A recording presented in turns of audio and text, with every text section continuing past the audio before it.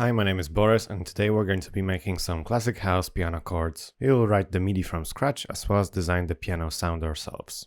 The template you've just heard is called Pianista, which is part of our classic house production pack, and that also includes a lot of useful samples for the genre. And also an announcement, we have a brand new, completely free sample pack for you guys called Royalty-Free Female Vocals. Make sure to grab it, it's also really useful for making classic house.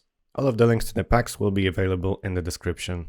And before we get into the video, if you enjoy what we are doing on this channel, consider subscribing. We've got a lot more content about house coming up. Alright, so let's solo the pianos here.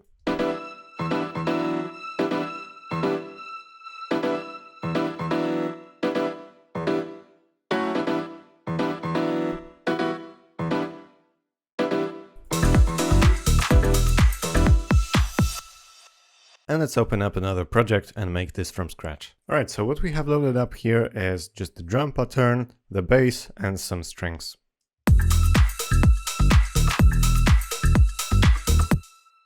And to start off, let's just drag the stock grand piano from Ableton. This is what we're going to be mainly using here. So in Instruments, Instrument Rack, you're going to find the grand piano in the Piano and Keys section. So first of all, let's make a new MIDI pattern and let's write our chords, and then we will be able to modify the sound. So we are going to be using the E minor scale. You can choose it over here. Maybe we can fold the scale as well so that it's easier to write.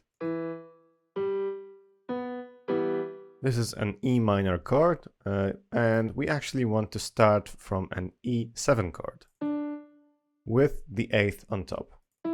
So just counting the steps here, 1, 3, 5, 7, and 8. We are using 16th notes here, and we can duplicate the 16th note. Select the first one, just make it a little bit shorter. Okay, maybe we can just solo this piano and the kick so that we just have some guiding kick in the background. Maybe we'll just add a note here. And once again, we can paste it here, extend this over 3 16th notes, and now we can also add in some bass notes, and here as well, and let's play it. Okay, and the only thing we need to change now is to change this to a sus2 chord, so instead of the 3, we can play the 2. And we can actually copy this sequence onto the second part. And we can actually take this first pattern and duplicate it twice here. Maybe delete this bass note, make this an 8th note, and go back to the default position. And we can go out of the scale and put this one whole step up.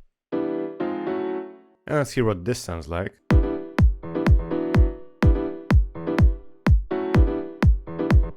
Okay, so this is actually not completely inside our scale. This C sharp note doesn't belong to E minor, but this is a technique that was used a lot in classic house tracks. Actually, it just used to be sampling of a single chord and pitching it around using a sampler, and it wasn't possible to change the voicing to fit the scale every time, so you ended up with these awesome sounding chords which borrow a few notes. Yeah, this is exactly what we're doing here. We're just not sampling, we're just writing the MIDI for even more control. So now we are free to customize our sound, and the only thing we need to change in the grand piano is go from the soft setting to the hard setting. Let's hear what that sounds like.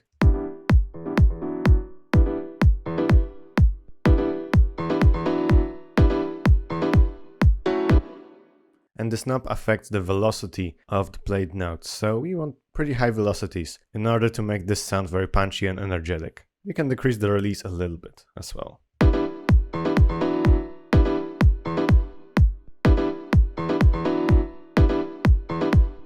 Hi, this video is sponsored by us. If you like these tutorials and want to support the channel, check out our website packed with online courses and professional sound packs. If you want to cut years of your learning curve, check the PML Beginner to Advanced Music Production program for Ableton Live. You will know Ableton inside out and learn how to write, produce, mix and master complete tracks. You learn step by step at your own speed, from an empty file to professional production, as if we're sitting side by side in the studio. Thank you for listening And now let's get back to your tutorial.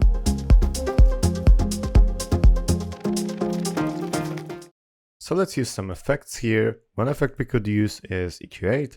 And a really cool mode here is the mid-side mode, so we can process the mid. So for the mids, let's choose a high-pass curve here, maybe this steep curve, and stick around 100 Hz.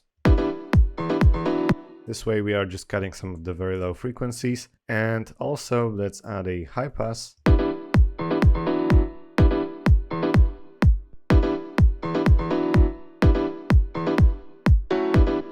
And we can actually boost some of the mids here.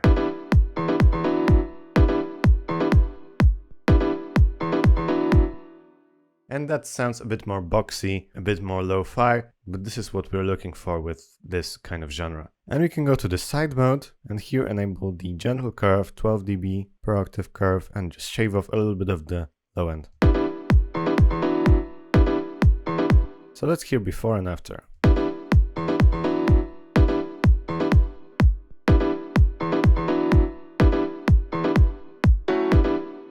We can also apply compression in order to give it that characteristic compressed sound. I know that there is this glue setting here. We can also use the glue compressor over here in order to have our own settings. And with the attack we can go all the way up, and with the release all the way down here, and let's just lower the threshold.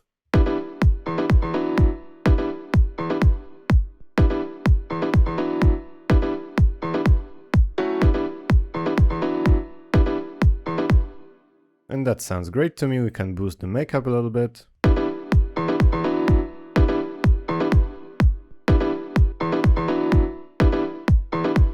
I just removed the reverb from the grand piano because it was being boosted by the glue compressor. Alright, and another effect we can use is Redux. And we have two versions of Redux in Live 11. You have the new Redux with the dry wet knob, and old Redux called Redux Legacy is also available. It can sometimes give you slightly different timbres, so we're going to go with Redux Legacy here.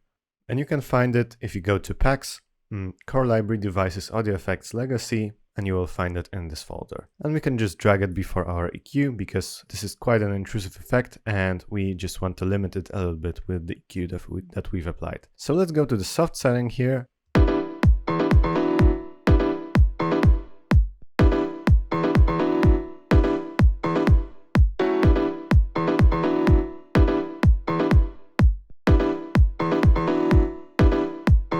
So we're going to stick around 2.3 and we are pretty much done with this sound. Let's play it with the other elements.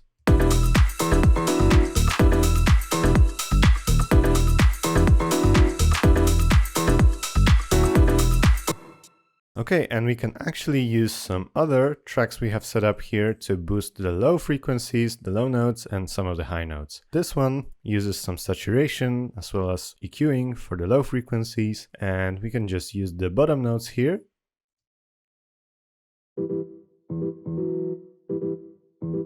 And we can do this process once again for the high notes here. This one also uses some overdrive and drastic EQing just for the very high frequencies. Let's hear what this piano sounds like now.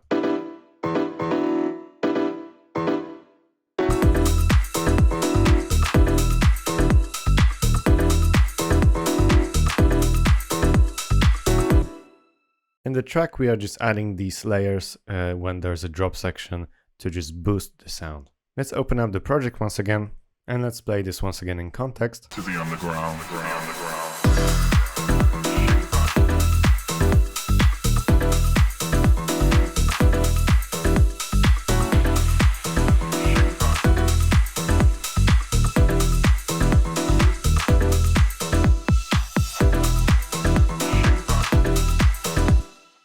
As you can hear, there are some added notes just to give it slightly more variety, but overall the techniques we've used have been applied in the track as well. Here you can see that we have some processing on the group as well, with some mid-side EQing, compression and reverb. Alright, that would be it for this tutorial. Thank you guys very much for watching until the end. Consider checking out our Music Production Academy. We've got a lot of start to finish courses for both beginners and more advanced producers. Subscribe and hit the notification bell. If you enjoyed this video, leave a like and write us a comment, and I will see you in the next ones.